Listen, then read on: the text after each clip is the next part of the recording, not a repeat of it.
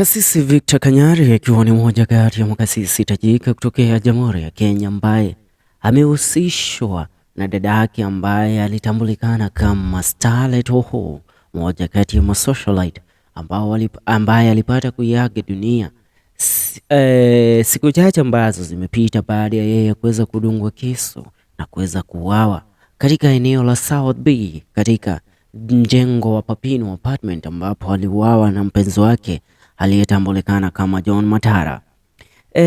Kulingana na mzee Pastor Kanyari ambaye ni moja kati ya makasisi ambao wako related into controversy sana hapa nchini Kenya, ameweza kuzungumza na ameweza kuwa mkweli na kwa yale ambayo ameweza kuyasema kuhusiana haswa ni kipi ambacho kilitendeka.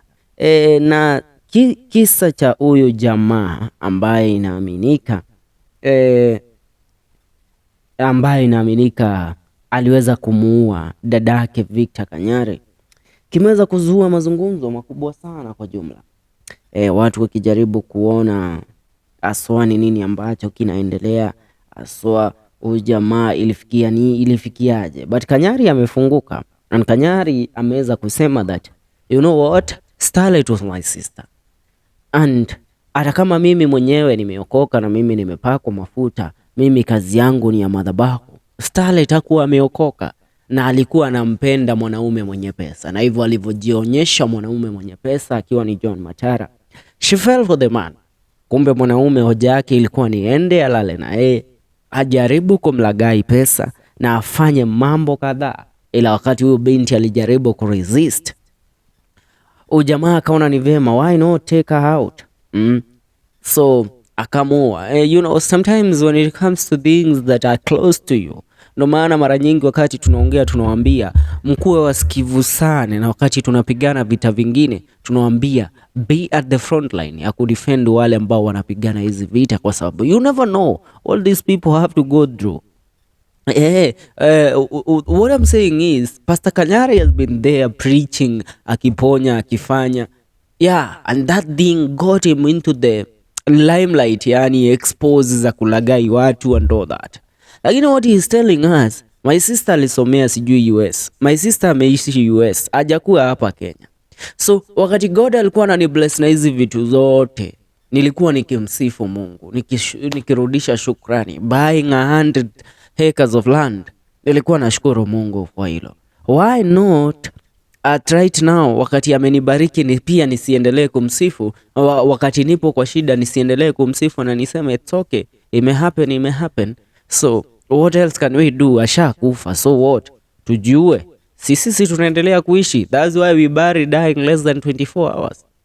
Something that has really caught the attention of the people all over the country, and many people have come out with that felt message, condolences to the family, waki-express what is really happening. But when it comes to this guy, you know, sometimes unakanga chini unaangalia watu unashindwa, how do such a beautiful lady with all the brain that she had, unajua she was posting, and you know, these young ladies, and let me warn you, acha niwaambie tu mapema, kama pesa si ya baba yako, pesa si ya ndugu yako, si ya mjomba wako, si ya kazini yako, as in this person is not related to you anyhow by blood, wachana na hiyo pesa, na wacha kutamani hizi vitu.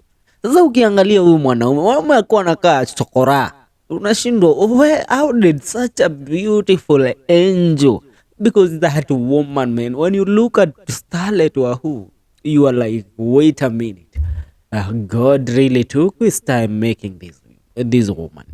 Mungu alichukua time na mtoto, akamshape vizuri, akampa urembo mpaka na bonus. Lakini huyo na nyagodhi fudali inakaa tu mudhorombo fulani, inakaa tu kitu fulani, kitu kimepigwa tu kisura, kimejipinda uso, ndicho kinaenda kumuua. Sometimes bwana, stop. Look at men in a certain dimension. Mimi nisikudanganye na hela yangu ni yangu. Wewe, my money will still remain to be my money. And if there's something that men don't mess with, ni pesa zao. So kwanza hao wasichana unalia eti broke men stay silent, keep quiet. Walamuuliza who is quiet now. People are making joke on the death of the girl, but now it's true, who is quiet now? Siwe ulizimwa kisu ya shingo.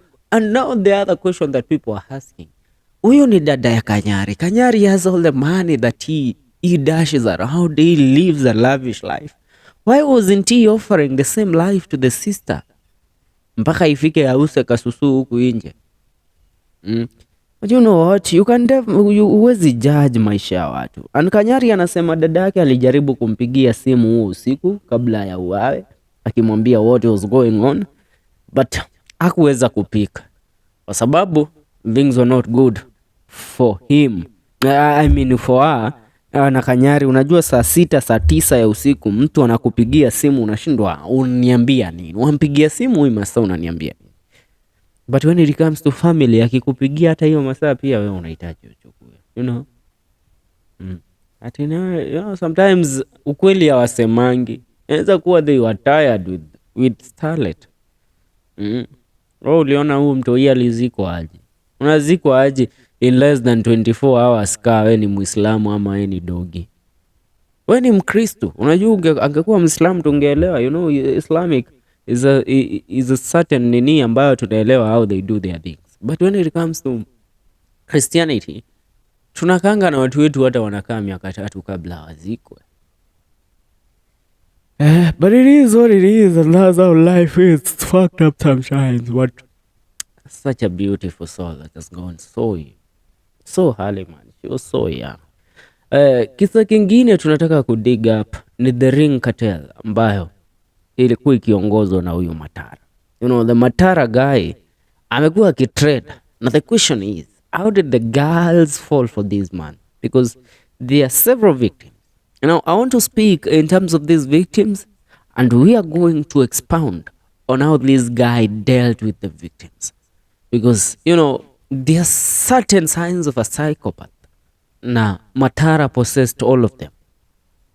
Matara possessed all of them, and he has been operating a syndicate in the country that has been terrorizing women and mostly targeting women on social media. If you have watched the documentaries, the mostly series, or let me say, there is a certain TV station called ID, Investigative Discovery, on DSTV, you will discover that these things are happening in Kenya now, but they have been happening in different countries for so long. So right now ndio imetupiga juu iko home. Na wasichana wetu, they are so gullible. Stop being so gullible, guys. Nyinyi mnakuanga gullible ikifika mmeona pesa, lakini ikifika kasusu mnauza vibaya sana. Una get?